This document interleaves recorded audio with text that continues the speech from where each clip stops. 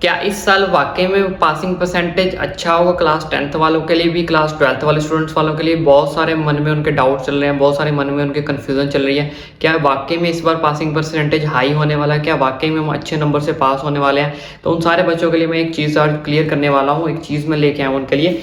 तो ये देखो बच्चों, क्लास 12th का रिजल्ट का लास्ट 5 ईयर का डाटा मैं लेके आया हूँ। सबसे पहले 2022, 21, 20, 19 और 18 का।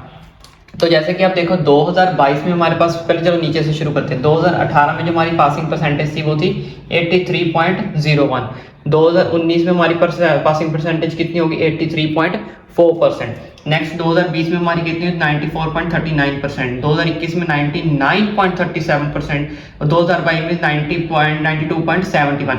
तो इन 5 साल का लास्ट प्रीवियस ईयर का 5 साल का डाटा ये 2018 में 83 था, फिर 83.01 था, 4 हो गया, मतलब हल्का सा बढ़ गया और बढ़ गया और बढ़ गया, ये भी 92 तक पहुंच गया। मतलब लास्ट 3 साल का अगर आप डाटा देखो, ये लास्ट 3 साल का डाटा ये कौन सी लाइन में एग्जिस्ट कर रहा है? ये 90 लाइन की लाइन में एग्जिस्ट करता है, 90 की लाइन में। तो इट मीन्स हर साल सीबीएसई का जो पासिंग परसेंटेज है वो क्या जा रहा है? अप जा रहा है। एरो जो है इनका ऊपर की तरफ जा रहा है, ना कि डाउन की तरफ जा रहा है। देखो हर साल इनका जो डाटा है up up up up up जा रहा है। अगर इसमें भी अगर हम इसको मान ले, चलो मान लो इसमें इसके थोड़े कम है लेकिन 90 प्लस तो है ना। इट मींस सीबीएसई के अंदर 90% स्टूडेंट जो है वो पास होने वाले हैं इस साल भी। इस साल भी अप्रोक्सीमेटली 92 to 95 वाला रिजल्ट रहने वाला है, क्योंकि काफी ज्यादा इस बार मॉडरेशन, लीनियंट, स्टेप मार्किंग, बहुत सारी चीजों को लागू किया गया है। तो उस चीज को देखा जाए तो काफी ज्यादा जो रिजल्ट है इस बार पासिंग परसेंटेज है वो काफी ज्यादा हाई रहने वाला है, जिसकी वजह से ना क्लास 10th ना क्लास 12th वाले बच्चों को डरने की जरूरत है। कोई भी आपको डरने की जरूरत नहीं है। आप आराम से इस चीज के अंदर क्लियर आउट होने वाले हो। इस चीज में आपको कोई टेंशन लेने की जरूरत नहीं। इवन आप गुड नंबरों से, अच्छे नंबरों से इस बार ये अपनी क्लास को क्लियर करने वाले हो, पूरे फाइनल के फाइनल रिजल्ट को। ये था डाटा, जैसे पासिंग परसेंटेज बढ़ रहा है तो इसमें आपको टेंशन लेने की बात नहीं है। तो इधर चलते हैं, अब क्लास का ग्रेडिंग सिस्टम है। ग्रेडिंग सिस्टम में सीबीएसई ने आपका 9 मॉड्यूल रखे हैं, यानी कि 9 या कह लो 9 इक्वल पॉइंट्स रखे हैं। 9 इक्वल पॉइंट्स रखे, 9 यानी कि 1 2 3 4 5 6 7 8 9 पॉइंट्स रखे हैं। अगर आपका A1 ग्रेड आता है तो उसको 91 और 100 के बीच में रखा जाएगा। मार्क्स ये मार्क्स है आपके। अगर A2 का आता है तो 81 और 90। और इस बार इसको सब्जेक्ट वाइज भी दिया जाएगा। ये भी इस बार सीबीएसई ने एक नई चीज है, शायद आपको पता होगा, नहीं पता तो चलो मैंने आपको बता दिया कि ग्रेडिंग सिस्टम पहले अक्सर टोटल पे मिलता था, लेकिन अब टोटल के साथ साथ आपको सब्जेक्ट के ऊपर सब्जेक्ट के हिसाब से भी दिया जाएगा उसके सामने। तो B1 में कितना है? 71 to 80। B2 में कितना है? 61 to 70। C1 में कितना है? 51 to 60। C2 के लिए 41 to 50। D के लिए 31 to 40। E1 के लिए 21 to 30 और E2 जो लास्ट में है E0 से 20। भगवान करे कभी भी किसी का ना आए ये लास्ट वाले 4-5 ग्रेड, तो कभी भी किसी के ना आए, सारे ऊपर ही रहे।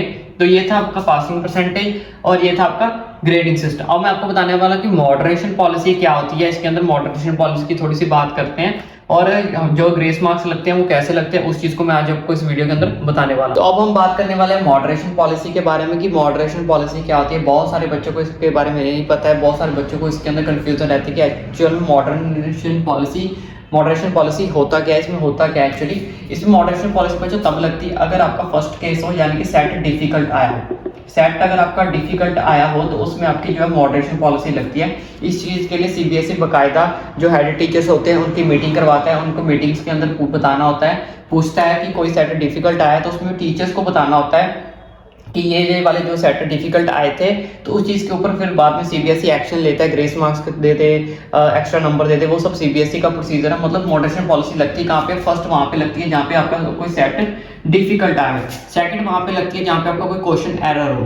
क्वेश्चन एरर यानी कि आपको कोई क्वेश्चन में दिक्कत आ रही है, क्वेश्चन गलत आया हो, क्वेश्चन समझ ना आ रहा हो, कोई क्वेश्चन ऐसा हो जिसका कोई लॉजिक ना हो, तुक ना हो, तो उस चीज के आपका क्वेश्चन एरर के अंदर जो है मॉडरेशन पॉलिसी लगाई जाती है। थर्ड वहां पे लगती है जहां पे आपका कोई क्वेश्चन मिस प्रिंट हो, यानी कि पूरा क्वेश्चन आपका प्रिंटेड ना हो, मिस प्रिंट रह गया, उसके 2 डिजिट मिस प्रिंट रह गए या 1 डिजिट मिस प्रिंट रह गए, तो उस चीज के अंदर मॉडरेशन पॉलिसी लगती है। तो ये सारी की सारी चीजें जो है ये बतानी किसको होती है? सारी की सारी जो चीजें टीचर को बतानी होती है। टीचर्स के सीबीएसई क्या करता है, हेड टीचर्स की मीटिंग करवाता है। हेड टीचर्स जितने भी होते हैं उनकी मीटिंग करवाता है हेड टीचर्स की। तो उसके अंदर टीचर्स को बताना होता है कि ये वाले सेट जो मुश्किल आए हैं, ये सेट में क्वेश्चन में एरर पाया गया, ये क्वेश्चन में मिसप्रिंट पाया गया, तो उस हिसाब से जो मॉडरेशन पॉलिसी है वो लगती है। और मॉडरेशन पॉलिसी हर बच्चे को मिलती है, चाहे वो एवरेज है, टॉपर है, बॉटम पे है। और इस चीज़ का फायदा जो ऐसा नहीं है कि टॉपर्स को मिलता है या बॉटम वाले को मिलता है, ये हर अगर चीज़ें ये तीनों चीज़ें गलत हैं तो हर स्टूडेंट को इस चीज़ का बेनिफिट मिलेगा, चाहे वो क्लास 10th का है, चाहे वो क्लास 12th का है। अब बात कर लेते हैं ग्रेस मार्क्स की। ग्रेस मार्क्स का प्रोसीजर क्या होता है? ग्रेस मार्क्स में बच्चों ग्रेस मार्क्स का प्रोसीजर भी क्या होता है, इसमें आपको 10% की जो ग्रेस मार्क्स दिए जाते हैं सब्जेक्ट के ऊपर। 10% ग्रेस मार्क्स दिए जाते हैं सब्जेक्ट के ऊपर। अब मान लो अगर आप किसी सब्जेक्ट में 10% से फेल हो रहे हो तो 10% आपको जो मार्क्स दे दिए जाएंगे। और ग्रेस मार्क्स आपको 2 सब्जेक्ट्स तक दिए जाते हैं, मैक्सिमम 2 सब्जेक्ट्स। मैक्स आपको जो ग्रेस मार्क्स है वो 2 सब्जेक्ट तक दिए जाते हैं। अब ऐसा नहीं कि एक सब्जेक्ट के अंदर आपको ग्रेस मार्क्स लग गए तो आपको सेकंड में नहीं मिलेंगे, 2 सब्जेक्ट तक आपको ग्रेस मार्क्स मिल सकते हैं। मैक्सिमम कितने? 10%। अगर आप इसको चाहो तो 5 में डिवाइड कर सकते हो, यानी कि फर्स्ट सब्जेक्ट है, जैसे फर्स्ट इधर सेकंड सब्जेक्ट है, अगर आप 2 सब्जेक्ट में फेल हो रहे हो तो 5% ग्रेस मार्क्स इसमें लग जाएंगे आपके, 5% इसमें लग जाएंगे। अगर आप 5% से फेल हो रहे हैं, ऐसा नहीं है, 6 भी लग सकते हैं, 6 भी लग सकते हैं, इधर 7 लग गए, मान लो इधर 5 लग गए, मतलब मैक्सिमम आपको 10% तक ग्रेस मार्क्स मिलेगी।